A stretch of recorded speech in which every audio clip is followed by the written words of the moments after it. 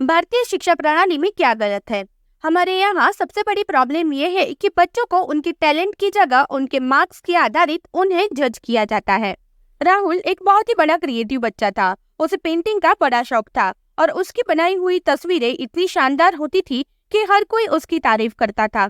पर उसकी पहचान स्कूल में सिर्फ खराब नंबरों से होती थी। चाहे वो कितना भी मेहनत कर ले, उसकी गणित और विज्ञान में अच्छे मार्क्स कभी नहीं आते थे।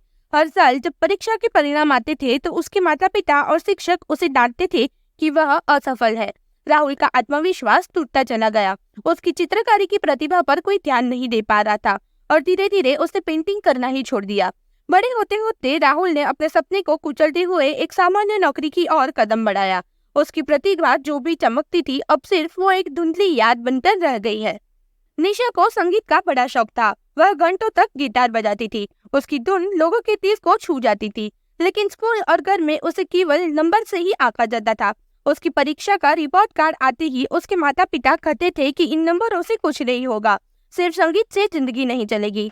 निशा के सपने को उसकी खराब नंबरों की वजह से दबा दिया गया। उसके मजबूर किया गया कि वह संगीत छोड़कर सिर्फ पढ़ाई पर ध्यान दे। एक दिन जब निशा ने अपने गिटार को छुआ तो उसकी उंगलियां कांपने लगी। उसे समझ आ गया था कि उसके सपने अब सपने ही रह गए हैं और बीते हुए कल की तरह एक कहानी बन गए हैं। समाज ने निशा की प्रतिभा को नंबर के पीछे दबा दिया और उसका जीवन एक अधूरी किताब रह गया। दोस्तों, आपको तो पता ही है, भारत में शिक्षा को बहुत ही ज्यादा महत्व दिया जाता है, लेकिन आज हम समझेंगे कि इसमें क्या कमियां हैं और हमें इसे क्या सीखने की जरूरत है। तो चलिए शुरू करते हैं। रटने वाली शिक्षा। हमारी शिक्षा प्रणाली में बच्चों को विषय को समझने की बजाय रटने के लिए मजबूर किया जाता है। इससे उनकी सोचने और समझने की क्षमता कमजोर हो जाती है।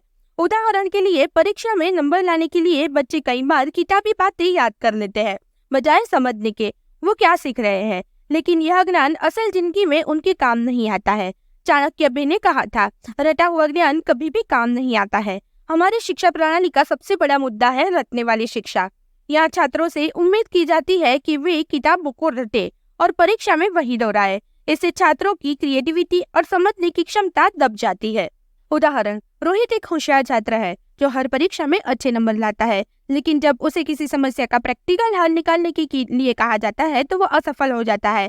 ऐसा इसलिए होता है क्योंकि वो सिर्फ किताबें रटता है, लेकिन असल जिंदगी में समस्याओं को समझने और सुलझाने में वो सक्षम नहीं है। रटने से केवल नंबर मिल सकते हैं, लेकिन समझने से असल सफलता मिलती है। दूसरा, आगे देखें तो क्रिएटिविटी और स्किल पर ध्यान नहीं। हमारे स्कूल में बच्चों की क्रिएटिविटी को प्रोत्साहित नहीं किया जाता है। बच्चों को अपने तरीके से सोचने और समस्याओं का हल निकालने का मौका ही नहीं मिलता है।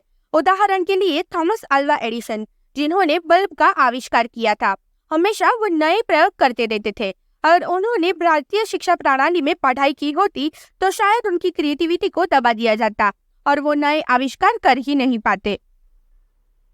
दूसरा बड़ा मुद्दा है कि हमारी शिक्षा प्रणाली में स्किल्स पर ध्यान ही नहीं दिया जाता है। हम सिर्फ किताबी ज्ञान पर ही निर्भर रहते हैं। हमें उन स्किल्स को सीखने की जरूरत है जो जीवन में काम आती है, जैसे critical thinking, problem solving, communication skill हमारी शिक्षा का हिस्सा होना ही चाहिए।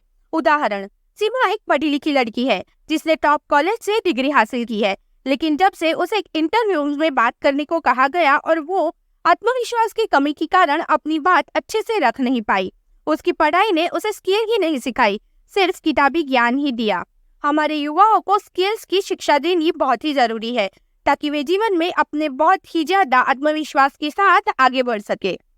दोस्तों, ये कड़वा है मगर सच है। परीक्षा केंद्रित शिक्षा।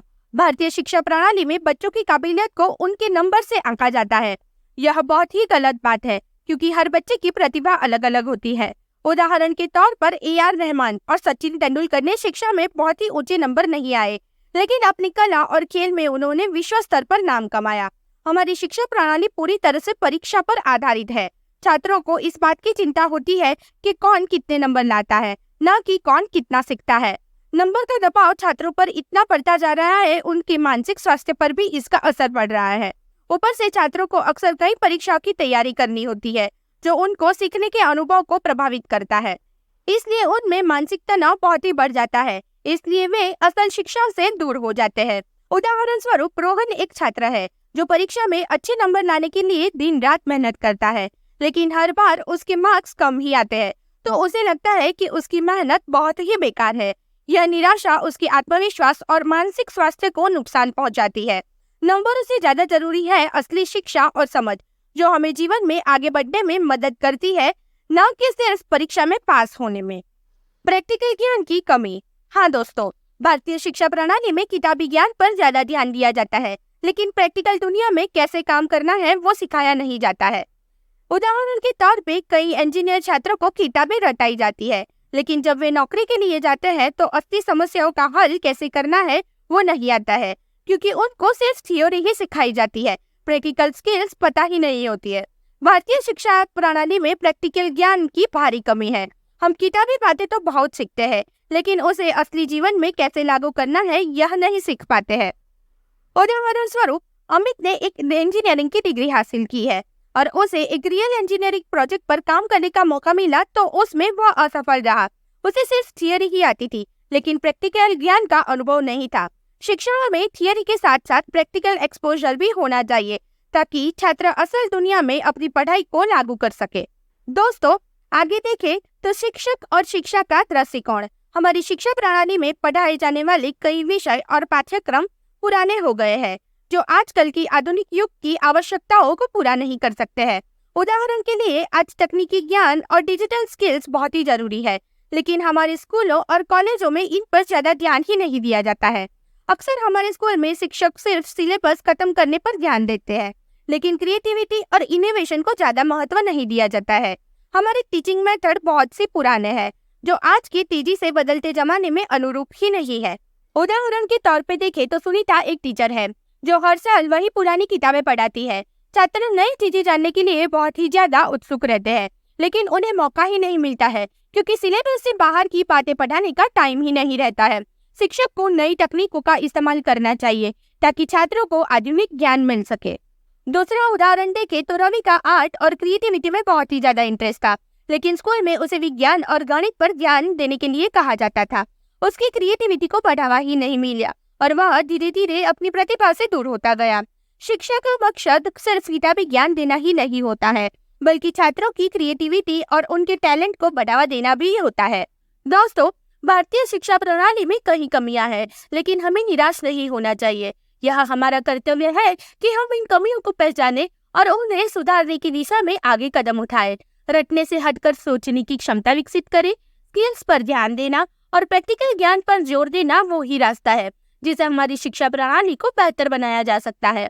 अगर हम इन मुद्दों पर ध्यान देंगे और शिक्षा को जीवन के अनुकूल बनाएंगे तो हमारे छात्र न सिर्फ बेहतर नौकरी पाएंगे, बल्कि असल जीवन में भी बहुत ही ज्यादा सफल होंगे। याद रखें, असली शिक्षा वही है जो आपके जीवन को सफल बनाती है।